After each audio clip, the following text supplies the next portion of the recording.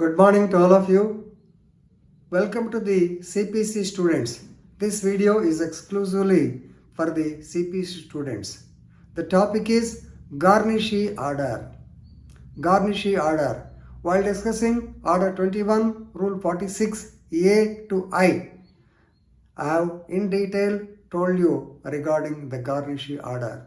Simply remember, who is a Garnishee? Garnishee is judgment debtor's debtor.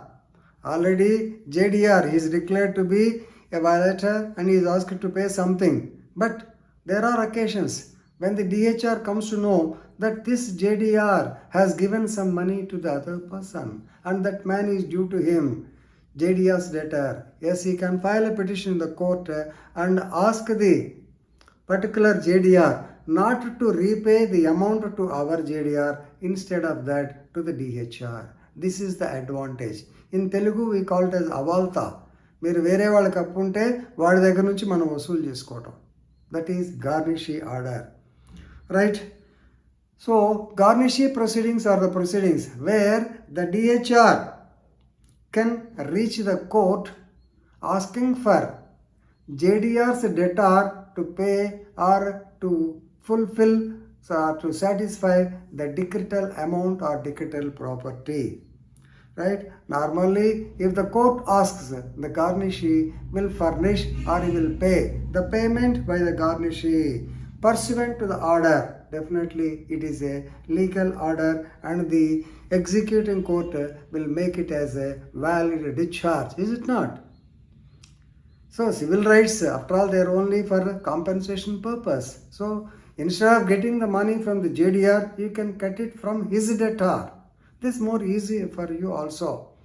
So, Garnishee means JDR's debtor. He is a person who is liable to pay a debt to your JDR. Already JDR has to pay something to you, but for him, some other person, they have to pay the amount.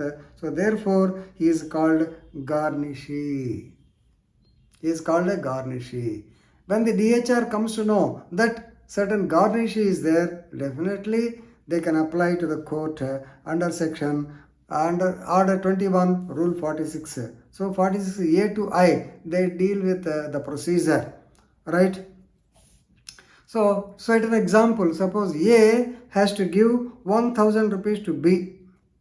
Okay, B, please remember, has already given 1000 rupees to C.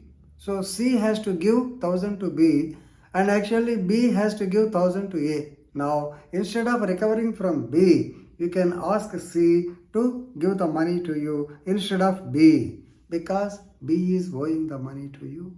C has to give that money. Of course, please remember, it is the discretionary power of the court.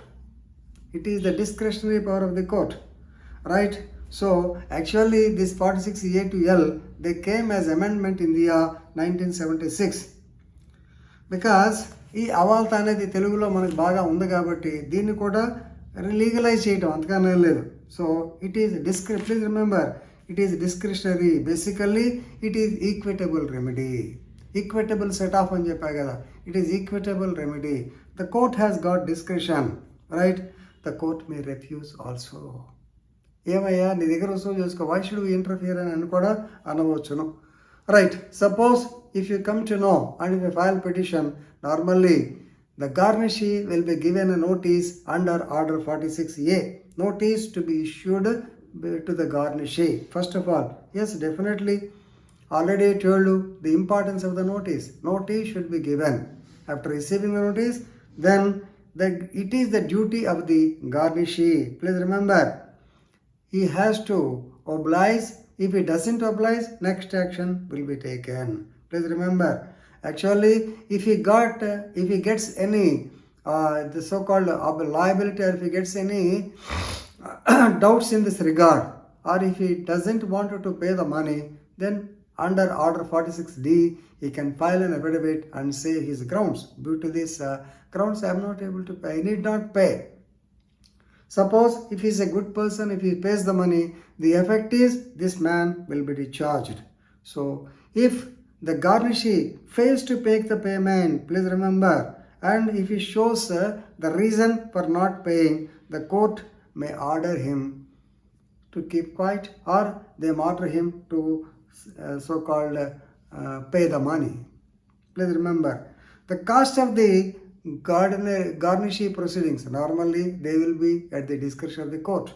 So please remember, and they are appealable. Garnishee order. Suppose if the court says pay him the money, then this man can go for appeal because they are equal to decrease and they are appealable. So please remember, while discussing, I have told the case law of IDBI versus MP Sugars Limited, wherein MP Sugars, they have taken some crores of loan from the IDBI. They are the sugar factory. They used to supply molasses to the TASMAC, Tamil Nadu State, this Beverages Corporation. And TASMAC, they have to pay some money to this MP Sugars.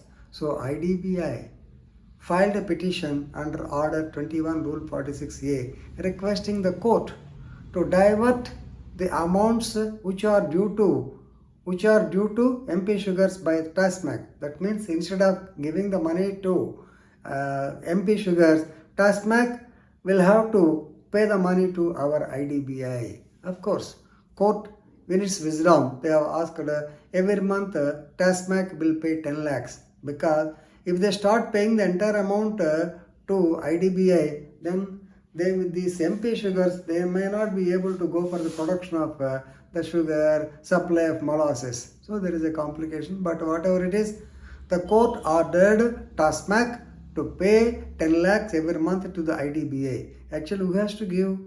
TASMAC has to pay to MP Sugars, not to the bank. But still, basing on the Garnishee principles, they were made to give the money to original bank. So that is the advantage of the Garnishee order. So please read Order 21, Rule 46. A to I is there. You need not see all the subsections, at least giving notice, his reply. If he doesn't reply, what happens? All these things better you think. Okay. With this, I am concluding. Thank you very much.